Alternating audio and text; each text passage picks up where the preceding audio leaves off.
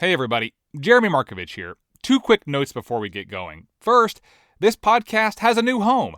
It's now part of the North Carolina Rabbit Hole, which you can find at ncrabbithole.com. There you can check out previous episodes of Away Message. You can find any new episodes that we're putting out. And if you like this podcast, I think, no guarantees, but I think you will like my weekly newsletter. It is about weird North Carolina stuff. Comes out every Thursday. It is free if you want it to be, and you can sign up at ncrabbithole.com. Second, this episode was produced during my time at Our State Magazine. Now, I happen to think that most of it still holds up, but some of the promo codes and websites that I mention may no longer work. Okay, here's the show.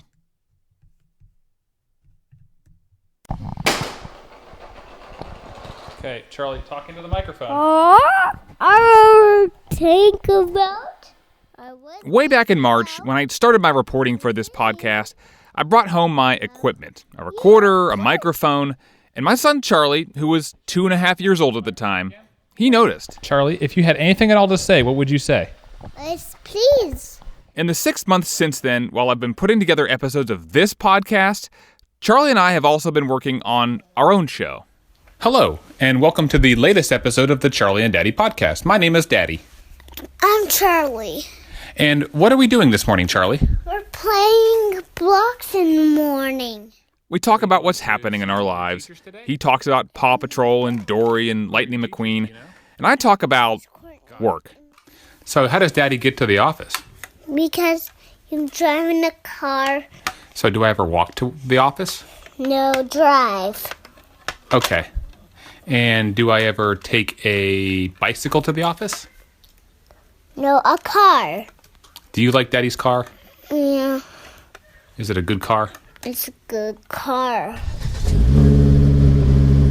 It's a 10-year-old Volvo. Still runs just fine. And it's been all over this state. For this podcast alone, I've put more than 2,500 miles on my old car, going just about everywhere, from the westernmost point in North Carolina to the Atlantic Ocean. But the trip I make most often is the 14-mile drive from my home to my office.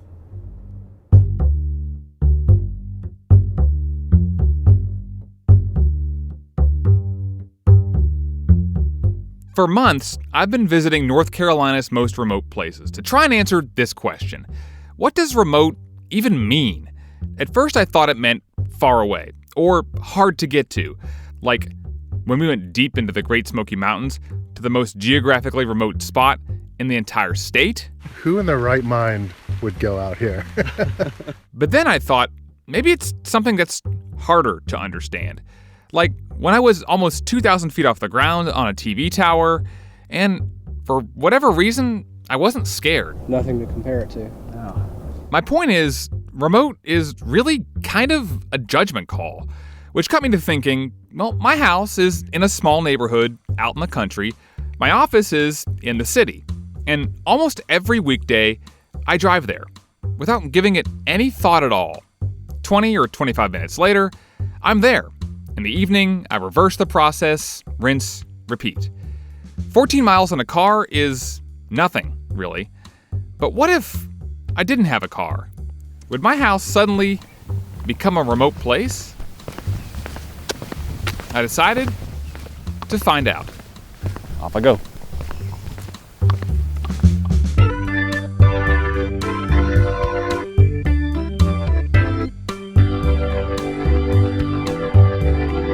From Our State Magazine, this is Away Message, a podcast about what you find in hard-to-find places.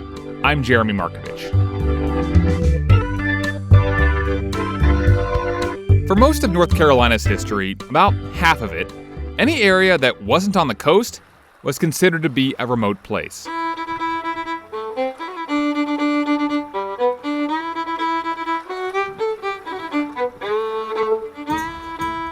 When the first Europeans arrived in North Carolina, they arrived by sailing ship. And for a very long time, from the 1600s to the 1800s, ships were the most convenient way to travel over long distances, which means North Carolina's biggest cities were all on the coast. Wilmington, Bath, Beaufort, New Bern. New Bern was the capital. Going over water much easier than traveling over land. You had horse-drawn carriages going over mainly dirt roads, which would become, of course, mud roads once it rained. That is Jessica Stanford, who studies migration and population at the Carolina Population Center at UNC Chapel Hill. You also had different, just wooden planks laid down on the ground, and that's mostly how people traversed, and their scope of travel was quite small. It doesn't sound like a fun trip. No, it kept you pretty local. Inland towns like Greensboro, Charlotte, Raleigh were all there, but they were small. Until, that is, something came along in the mid-1800s and changed everything. Railroads. Railroads were first built where industry was, and then later were built in areas where you had residents settling who were the increasingly growing middle class and upper class. By the mid-1800s, if your town didn't have a railroad stop, then it must be a really small town. So North Carolina's bigger towns, Greensboro, Winston-Salem, Raleigh, Charlotte, Durham, they grow and grow because that's where the factory jobs are, and people need to live close to where they work. And then comes the next big thing. There's a certain man with money in the bank. The man, I mean, owns a machine, the kind you have to crank. He's great. So naturally, that would be the automobile. When Ford came out with his Model T, that was transformative, not just for North Carolina, but for the entire country. Keep away from the fellow who owns an automobile. He'll take you. And after World War II come the interstate highways, which means a lot of people who could afford to leave the cities did. Once we had the automobile, and the urban center became to be recognized as kind of a dirty place, it had low sanitation and quality of life. Everybody basically says, I can live really wherever I want and still be able to earn a living. Right.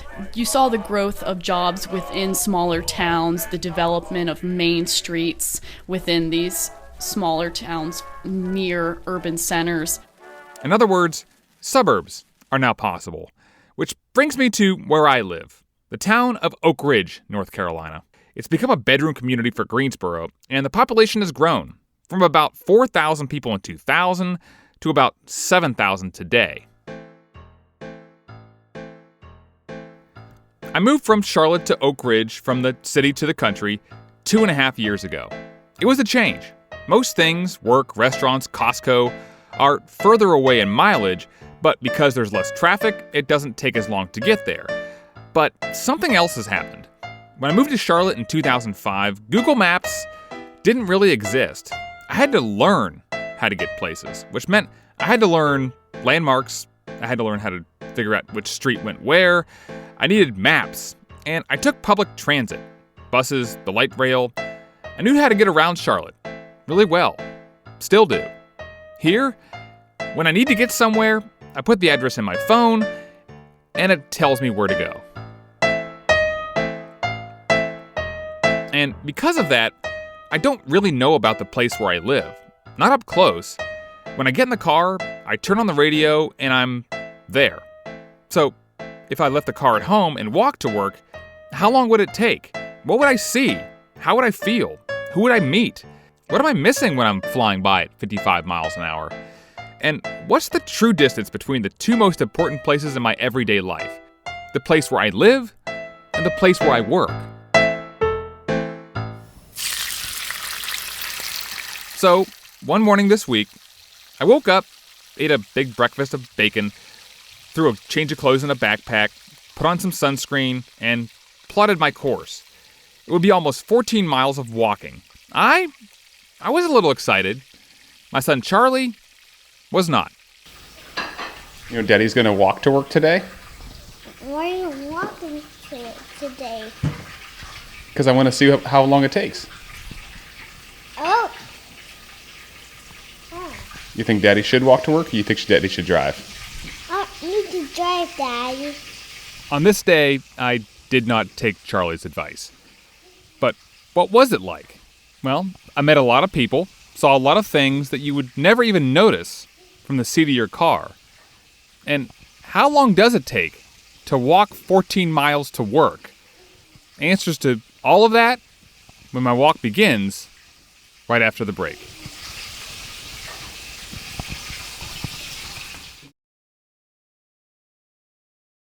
Hey, buddy, I'm going to work now, okay? Have a great day. I love you. Bye-bye. Welcome back. So, I decided to see if my own home was a remote place by walking to work. 14 miles. The first half, along the back roads of the North Carolina countryside, past farms and through woods, over creeks and across lakes.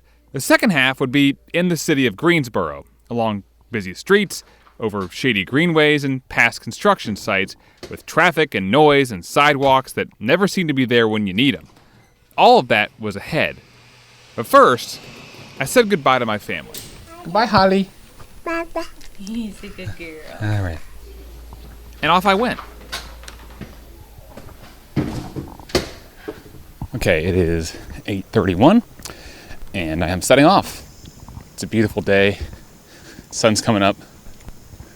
Completely blue sky.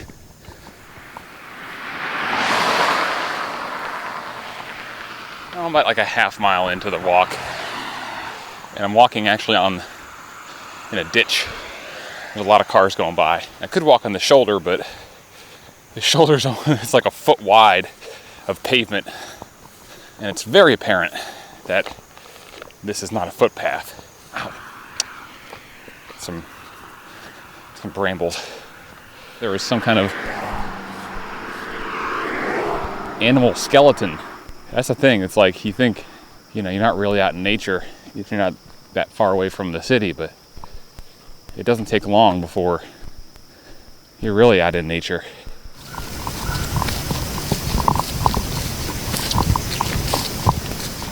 "35 minutes in, and I am walking over. It's a pretty brand new bridge that leads over Interstate 73, which is a brand new road.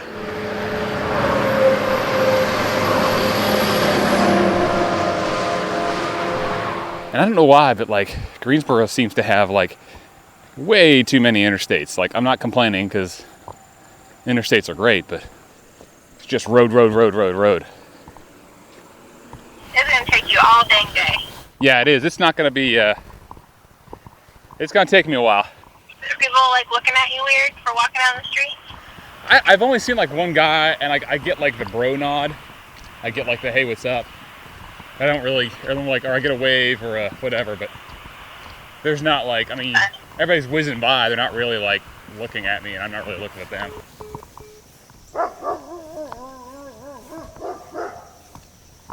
Dogs. It is 9:37. I have traveled 3.68 miles, and I am walking on the road. The second I hear a car, I'm just jumping into the grass. Morning. Good. Well, sorry to bother you. My name is Jeremy. I'm actually a writer with Our State Magazine. And I am actually doing a story where I walk to work from Oak Ridge to Greensboro. It's not pretty. It's not pretty. So you got a Ramsey's tattoo on your arm too. Yes, I do. Did you go to Tar Ewing? Heel for life. Tar Heel for life? Tar Heel for life. What's your name? Randy. This is my parents' house. So. Oh, okay. That's a nice house. Looks like a log cabin. Yep. You feel like you're close to town out here, or what's your feeling about living here? It's quiet, but you got access to Greensboro. It's close by. What would you do? You think if you had a car breakdown, or would you walk like me? Would you? You can call one of your cousins or something to come pick you up. Yeah. Nice to Pleasure meet meeting you. you. All right. Take care. You too. I'm walking past a horse farm now. The horse basically just kind of glances up every once in a while and sniffs my microphone and then just goes back down and starts eating grass again. About 5 miles into my walk, I just stopped at Wilson's Grocery. Doing all right today? Yeah, how are you? I'm all right. Is that it for you? That is it. Have a good morning? Oh, yeah. Just peachy. How about you? Yeah, not too bad. Just on a big walk. Well, good luck. Thank you. I bought some Pop-Tarts because I remember from my hike in the Smokies that Pop-Tarts are like an instant rush of energy. And I'm getting a little bit hungry, so problem was Pop-Tarts cost 89 cents and I didn't have any cash on me, so I just kind of had to keep on buying stuff until I got to $5. So I now have a big water bottle and a giant Twix bar. I am not going to run out of sugar on the way to work today. I'm exactly 7 miles in, so almost halfway through. I'm now on the northern outskirts of Greensboro, and I have encountered my first sidewalk. And then now I'm back in the grass again because the sidewalk started and then it just ended on both sides of the road. So there was a little spot where I had to walk through like a brush in my long pants, thank goodness. But sidewalks, they kind of just stop and start. They're not consistent. So I am crossing over Battleground Avenue, which is like the main drag into Greensboro, and I am 2 hours and 37 minutes into my walk. My feet are getting a little sore. I am walking underneath the Greensboro Outer Belt, which is under construction. There's just concrete and steel and cranes and banging and all sorts of stuff all around me. I'm just like walking in the middle of the road. How's it going, fellas? What's the best way to cross here? Just come right across here. Okay. You just laying down new asphalt today? Yes, sir. Yeah, warm. There's hot, sticky asphalt they're laying down, and I walked behind it, and now my boots have asphalt stuck to them. There are no sidewalks, and the woods are just right up on the road. There's houses over here, which is, it's like, they're back in the woods, like forgotten, they're like abandoned, they're tiny. And it's like sometimes you think you're out in the country and the city just comes to you. How are you? Why are you out here on the side of the road today? Man? I just take one day at a time. Yeah. You know how God is. It's so wonderful. You know what I mean? I'm just happy to be alive, that's all. Yeah. Yeah. I'm Jeremy. What's your name? Lacey, L-A-C-Y. Lacey? What's your sign say? Homeless, please help, God bless, John 3:16. Why is this your spot? I got to live just like everybody else, and spot been good to me, you know what I mean? And that's why I keep coming back. People take care of you here? Most definitely. You know what I mean? I can't complain. Yeah. We'll see you next time. All right. Take care. All right, God bless. I cut in behind between an ice cream shop and a animal clinic, and I am now on the Greenway, the Atlantic and Yadkin Greenway. How y'all doing? Hey man, how are you? My name is Jeremy. I'm a reporter with Our State Magazine. Are you? What's your name? David. David, what's your name? Audrey. Audrey. I'm trying to stretch my back out because I've injured my back a year and a half ago. And we try to do short walks, and that's my uncle up there on the bike. Oh, and yeah? I told him I was going to meet him. Usually whenever you stop the bike, pull the phone out, and it's some solicitation from Omaha, Nebraska. Oh, is a telemarketer called you while you're on your bike? That's right. So you had to get off your bike to Get off your bike, check it out, telemarketer, and it's sort of like, well, it's good for Christian patience. It is. That'll teach you something. Yeah. Yeah. So you bike out here a lot though. You're out here. Well, much as I can. My new mechanic, Dr. Wong, is telling me this blood pressure's got to stay on the doodah. So this is the way to do it. This guy, he's not telling you the whole story. Oh yeah. This guy had bacterial spinal meningitis. Oh my gosh. Yeah. We're talking about death's door. Look at the guy. Yeah. We're talking God here. That's what I'm saying. Yeah. So you live in Oak Ridge, huh? I live in Oak Ridge, yeah. I walked here from Oak Ridge. Oh, that's terrific. Yeah. All right. So I got 11 miles in. I got 3 more to go. I work for our state, so I got about 3 miles to the office. Good luck Take care. to you, Bye. bro.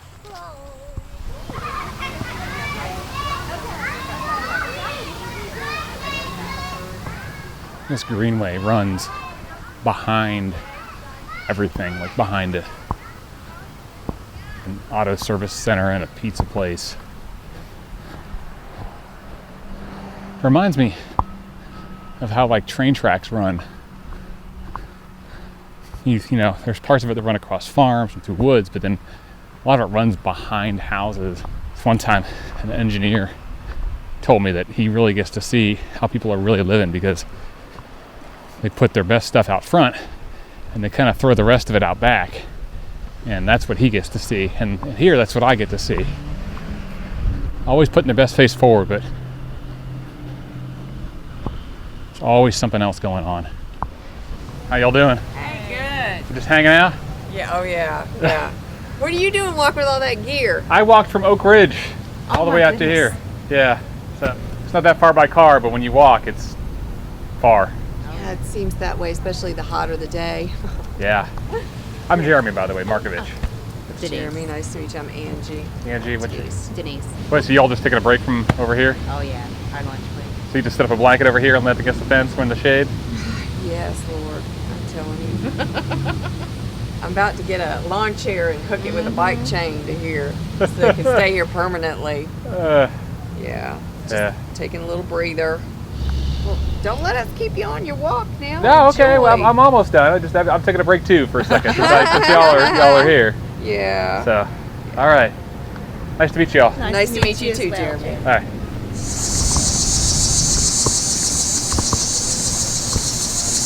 I'm walking up to the end of the Greenway.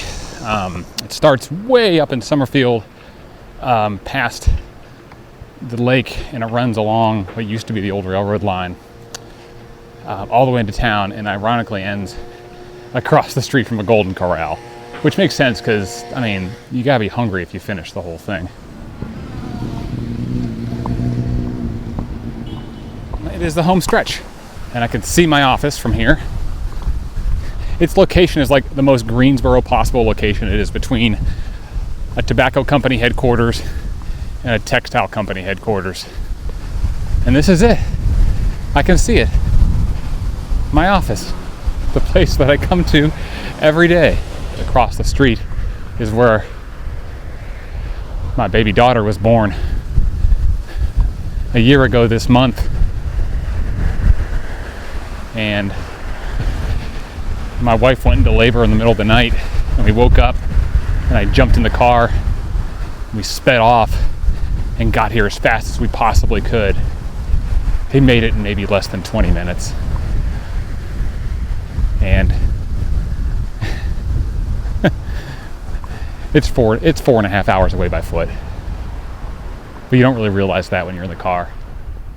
Andy. You made it. I made it. I figured I would meet you on the parking lot. Well, good. I'm glad you came out to say hi. Was it warm or was it nice in the morning? It was when it's breezy, it was nice. Yeah. Yeah. But I'm sure you're ready to sit down. Yeah, I am. Also, I cannot tell you how much I do not want that coffee that you're holding in your hand right now. Well, you know, I thought about it when I was at Starbucks bringing you a coffee, and I thought, you know what? That's probably the last thing he wants. I don't want coffee. And I would have bought you a beer, but that seemed a little work inappropriate for 110. No, it's not. All right, let's see. Officially 4 hours and 40 minutes, 13.34 miles. So you walked a half marathon. Pretty much. Any immediate takeaways? I mean, the immediate takeaway is like nothing is human scale about this. Like if you live downtown, you know, I mean, if you live like a mile away from here, like you're living on like a very like human scale. But like the second that you go past that, it's just like that's the whole thing. It's just like nothing is set up for anything else but driving somewhere. So is your house remote? I think it is. I mean, it is in the way that like if I didn't have a car, I'd be like you would not. I don't know. It changes everything. It just changes the whole equation. So it's like if there's a gas shortage because of the hurricane, like, what are you going to do if you can't drive it? Your options disappear. They're just gone. Walking. So you got to walk. Well, you're probably exhausted. I'm going to go inside and sit down. Yeah. I'm going to come sit with y'all for a minute. Yeah. That was Tuesday, 2 days before this episode came out. And I'm here still thinking about it. About this whole season. About where I've been and what I've seen and what it's taken to get there. And do I know what remote is? I think after all of this, I do. Being remote really is about knowing when it's time to go and when it's time to come back. I went to a lot of remote places, and after every trip, I was happy with what I'd seen, what I'd achieved. But after every journey, I was always happiest when I came home. Hello. Hello, Daddy. Hi. How are you? I'm good. And whenever you can come home to be with the people you love, you're never that remote at all. I like. Did you do your podcasting here? Yeah. You did? Yeah. Hello. Hi, Dada. Hello. I'm home. You're home? I'm home.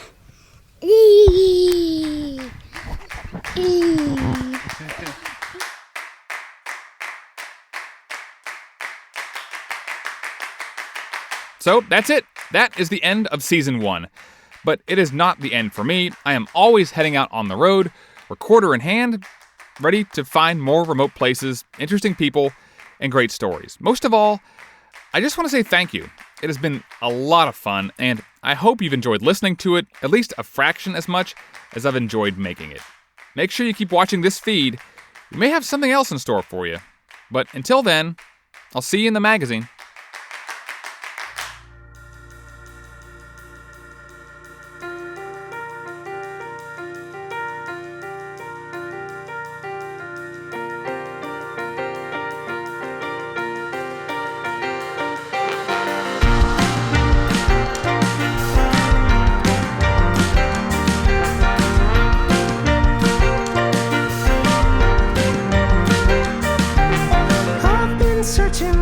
Hard for my soul.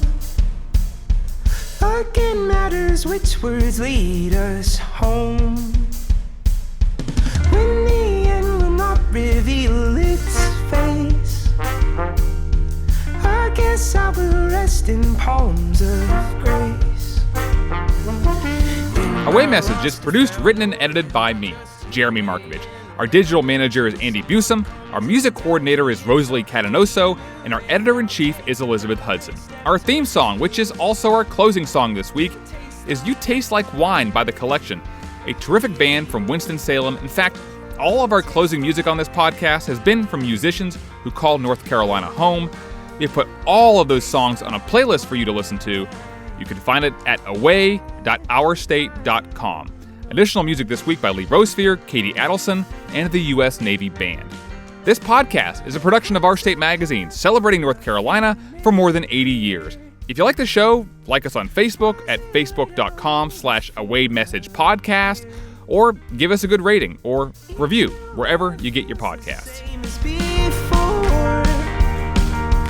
Yet each old one keeps me longing for more.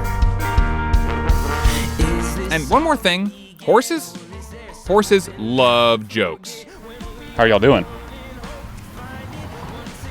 Why the long faces? Ba-dum-ba. Thanks for listening, everybody. Goodbye, horsies. We'll talk to you again real soon. Yeah.